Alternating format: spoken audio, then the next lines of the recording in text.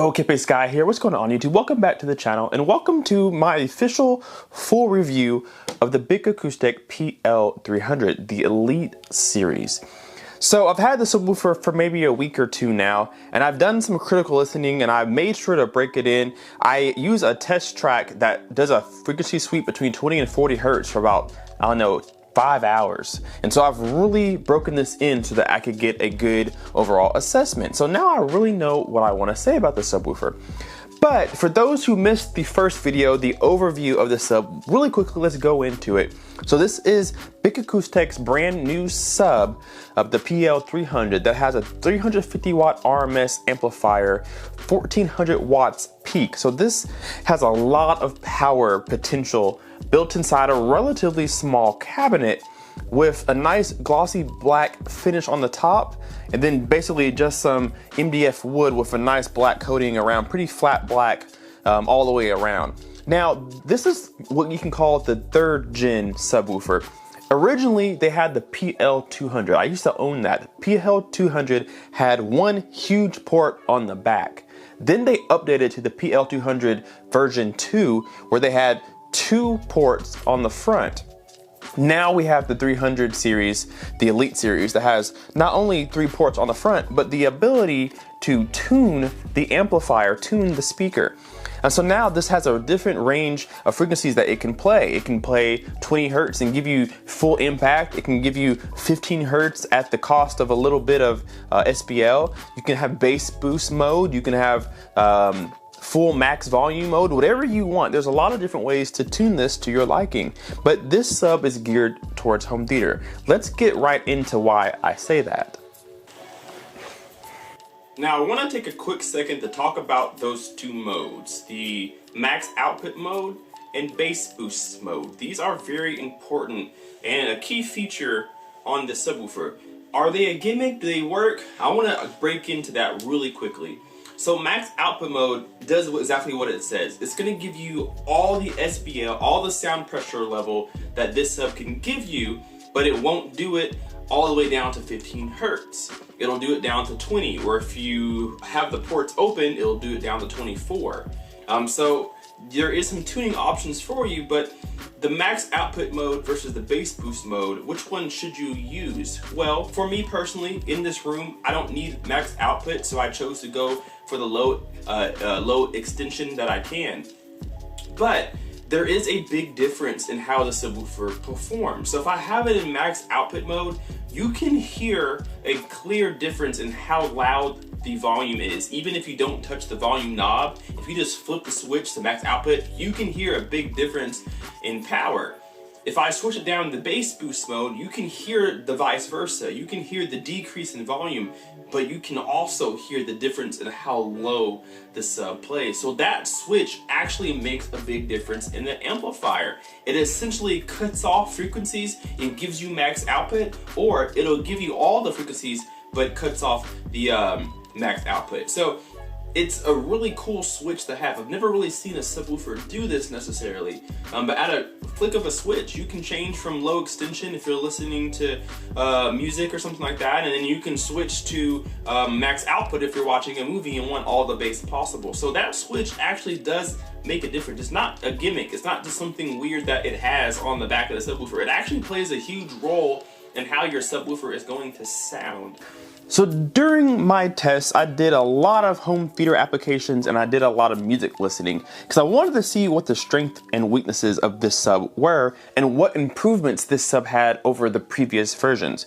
Let's just get this right out of the gate. This is the best version of the PL line. It's better than the Pl-200. It's better than the Pl-200 version 2. This is the sub out of all of them to get. It's better than the Bic America F12. This is the one to go for, the H100. It's better than all of these. This is their best sub.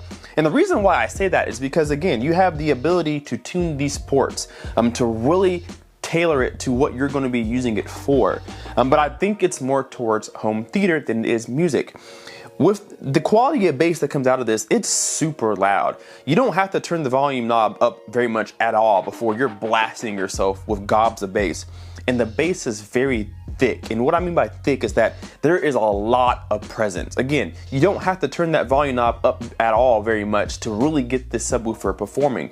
And that's really nice to see. It has so much potential stored power in here that you really probably won't run out of headroom unless you're using this in a room that's too big for the sub.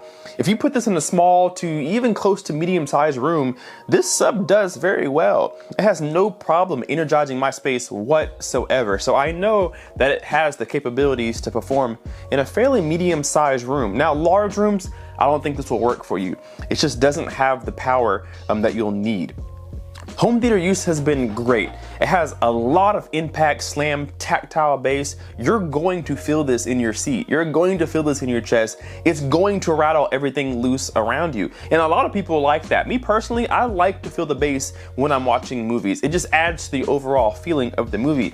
This has no problem doing it. Now, I chose to run this in extended mode, so bass boost mode. Give me the lowest frequencies you can. So I'm getting down to 15 hertz with the compromise of a little bit of output. But again, this is so powerful that I'm not ever gonna use maximum output anyway. So I chose to run this with one port plugged in the middle so that I'm getting all the deep bass that I can, because I am a deep bass fanatic.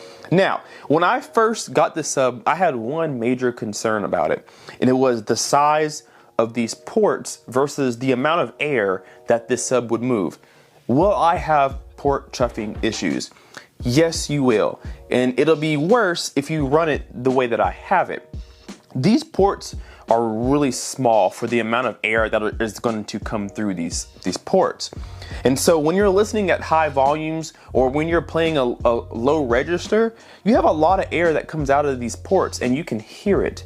And it's not distracting enough to deter you away from the sub, but if you're pretty close to the sub, if this is a near field sub, if you have it right next to your listening spot, right next to your couch, you're going to hear these ports, especially at lower frequencies. There's so much air coming through these ports, and when you have one plugged, that's even more air shooting out of these ports, and you're going to hear it. I'll show you a demo right now.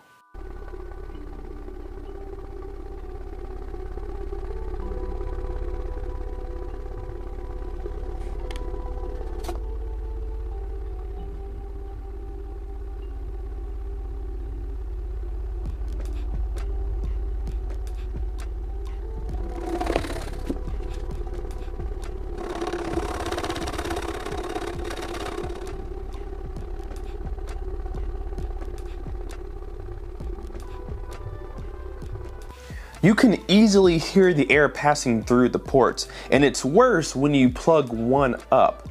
So the higher the volume or the lower the notes, the more air that comes out of it. And that was my concern. These ports are super small for the amount of air that this sub can move. Overall, home theater usage for this sub is absolutely incredible. Again, the bass is thick, it slams, it hits you hard, and it does it without being a very big box. Right now it's sitting on an ottoman, and the ottoman's probably not much smaller than the sub is, like a little foot ottoman. It's really, really small for a 12-inch speaker. So you can get a lot of punch, a lot of bass, a lot of tactile feel without the sub being so big. And it looks pretty good, to be honest with you. So you can run 2 or 3 of these and place them around your room and not take up a big footprint. So if you're somebody who wants a lot of bass in a little package, yeah, this is it. So let's talk about music. How did I feel about this sub with music? Well, it's a mixed bag. It's a 50-50. And the reason why I say that is it really depends on where you place the sub and what kind of music you listen to. So for me, when I do reviews on subwoofers, I make sure that I try it out in different spots around the room to make sure that I personally didn't put it in a bad spot. Well, I found a sweet spot. It was actually where my current sub is now, towards the left speaker in the front stage. That was the best spot to keep it from being so boomy, but it still felt even in most spots of the room. And so I listened to a lot of different genres of music on this, and it performed the way that I expected it to. It sounds incredibly good with hip hop and rap and maybe reggae, those kinds of songs. If you're a rock person, if you're a pop rock, if you're even country, jazz, if you want to listen to this critically, I don't think this is the sub for you. I don't think it was made to be a musical sub. And you can kind of tell just by the port options that you have. You don't have a sealed mode.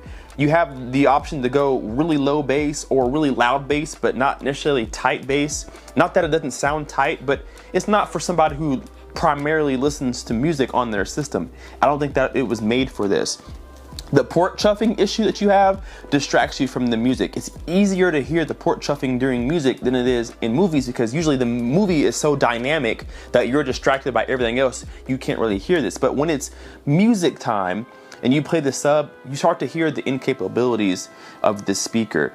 So it sounds really good on hip hop, sounds really good on rap, sounds really good on reggae, those low bass notes that don't require quick movement, those songs that dig really deep. Sounds really good actually with those kinds of songs. But if you're gonna listen to rock, something that's quick moving, pop, something like that, you're gonna miss out on a lot of accuracy. You're gonna miss out on a lot of detail, because this speaker just isn't tight enough to really perform the way you would expect it to. I think that the price point for the sub, I think I bought it for $429.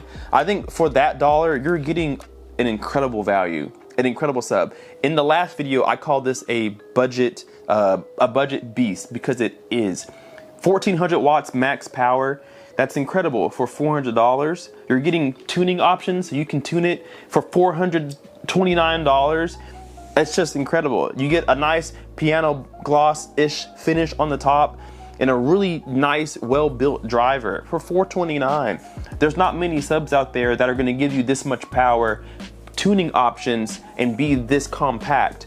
And then be able to fill a room with sound. You're not gonna find a lot of those at this price point. So this definitely this definitely is 100% a budget gem. I think this is a really nice subwoofer. I enjoyed it when I had the previous one. So with that being said, guys, I think this is more for the home theater gurus out there who really want something that's gonna slam them in the chest without really breaking the bank. This is the sub for you. Only complaint besides the port chuffing that I have is how fingerprint magnet the top is, but that's every gloss subwoofer. If you even look at this sub, you're going to leave a print on it. So anytime you touch it, you're going to have to buff it off. But again, once you have it in your spot, you're probably never going to use it, never going to move it. So really good subwoofer. Honestly, guys, I 100% recommend this if you're going to be using it the way that's intended. If you want to use this for 50-50 music movies, I think there's other things out there that are better. If you want to use it for primarily home theater and every now and then you throw on a song, I think you'll be very much happy with these. Put two of these in your room so that you have even response. I think you'll be happy for a long time. So if you're looking at this sub, go ahead and get it. I got mine on Amazon for $429, and if you don't like it, Amazon has an incredible return policy. Send it back. If you don't like it, act like it never happened. It's really nice. So I actually bought this with my own money, and I will be giving it away, not giving away, but I'm gonna put it up for sale for just a little bit less than how much it cost for a new one. So in my email down below, let me know if you're interested. I will send this to you. I have the factory boxing right here. Everything's still ready to go. I've only had it for a week or two, so it's pretty much completely brand new. So if you're interested in buying this on a slight discount than what it would be normally, definitely email me and I will send you the details. And if you want it, it's all yours.